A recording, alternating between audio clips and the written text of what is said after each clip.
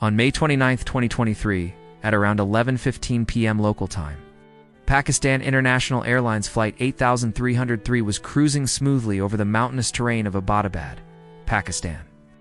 The pilots were in contact with ATC, and all seemed to be going well. But unbeknownst to them, a catastrophic event was about to unfold. In this episode of Mini Air Crash Investigation, we'll discuss the tragic tale of PK8303 and why this accident happened. Before we begin, please take some time to subscribe to the channel, and with that being said, let's dive right in. Fact number 1. Weather conditions. The weather at the airport was reported to be COB, meaning that the visibility and cloud conditions were perfectly fine for flying. There was no weather-related restriction or deviation that could have potentially led to this accident. Fact no. 2. The flight crew. The flight crew comprised Captain Saeed, a 44-year-old male pilot, and his co-pilot, 32-year-old female pilot, along with 91 passengers and 7 crew members on board. Both pilots had significant experience with 6,000 and 14,000 hours of flight time respectively. And importantly, they had both undergone the necessary training to fly this specific aircraft type. Fact number 3. The aircraft. The aircraft involved in this incident was an Airbus A320. It's a relatively new addition to PIA's fleet, having been manufactured in 2018. This aircraft was well maintained and was airworthy at the time of the accident. In fact, the aircraft was operating within its normal weight and balance limits. Fact number 4. Takeoff and climb out. At 8:50 p.m. local time, PK8303 took off from Gina International Airport bound for Islamabad International Airport. After taking off, the aircraft carried out a left bank turn, which was a bit steeper than normal. However, nothing out of the ordinary was reported during the initial climb-out phase of the flight. Fact no. 5. Level off. As the aircraft reached its planned altitude of 35,000 feet, it was cleared by ATC to maintain that altitude.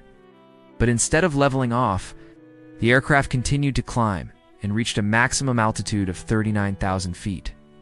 Now this might seem like a minor deviation, but it's actually quite serious. See, when an aircraft climbs above its cleared altitude, it increases the possibility of a CFIT, controlled flight into terrain, where the aircraft can literally be cleared to certain altitudes to avoid weather or terrain. So if the aircraft had climbed much higher, there's a possibility that it could have been cleared to a dangerous altitude. Fact no. 6.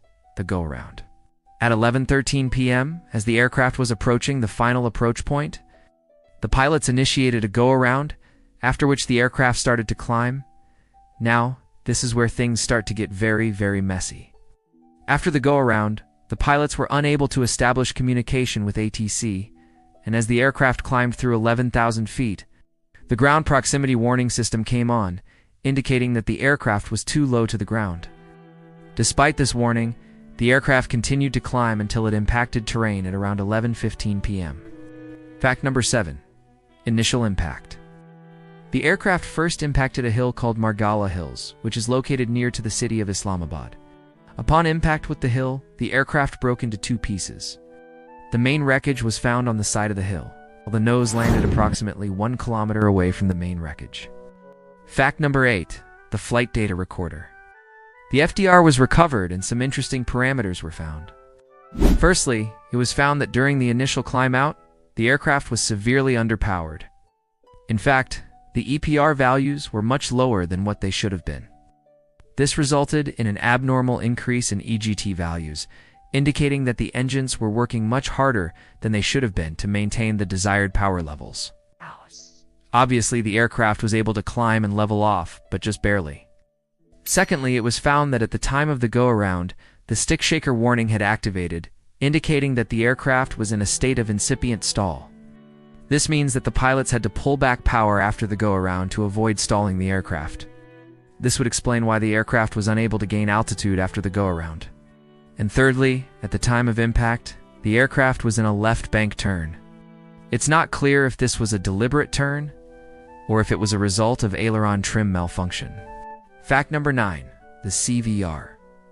Now unfortunately, the cockpit voice recorder has not been found yet. But before the accident, the pilots had been in contact with ATC, and a lot of valuable information was gathered. First of all, it was found that the pilots had requested a different approach procedure to the one that was originally planned. This meant that the pilots were anticipating some sort of problem with the original approach. Secondly, the pilots were experiencing some sort of problem with the aircraft. In fact, just prior to the accident, the captain was heard saying, "I don't know what's happening." Now, this implies that the pilots were actively troubleshooting a problem on board the aircraft. Thirdly, at no point did the pilots mention that they were in a non-precision approach, or that they were visually navigating their way down to the runway. Now, this is really important because if they had mentioned any of these things, chances are that ATC would have provided them with navigational guidance, thereby saving the aircraft. Fact number 10. Possible cause. While the investigation is still ongoing, there are several factors that may have contributed to this accident. The first factor is pilot disorientation. The pilots had deviated from the planned approach and were most likely carrying out a visual approach to the runway. But given the mountainous terrain in the area, it's possible that the pilots got spatially disoriented and ended up flying into the hills. The second factor is a potential malfunction with the aircraft, such as a trim malfunction or a malfunction with the flight control computers. And lastly, there's always the possibility of a bird strike or some other foreign object damage to the aircraft. Of course, none of these factors can be confirmed until the investigation is complete. With that being said, we're now coming towards the end of this episode of Mini Air Crash Investigation. If you like this episode, please consider subscribing to the channel. And if you have any information about this accident that I might have missed, please leave a comment below. I'd love to hear your thoughts on this accident. And with that being said, let's bring this episode to a close.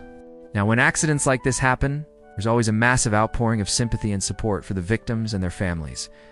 But as time goes on, the media coverage dies down, and eventually people tend to forget about the accident. That's why initiatives like this are so important. The aim is to raise funds for the families of the victims so that they can rebuild their lives. To contribute, you can visit the donation link in the description below. Every little bit counts, and together we can make a difference. Now, with that being said, let's take a look at some comments from our previous episode on Air India Express Flight 1344. Sarge says, "Great job done. Thank you for making these videos." Well, thank you so much for watching and for your kind words. I really appreciate it.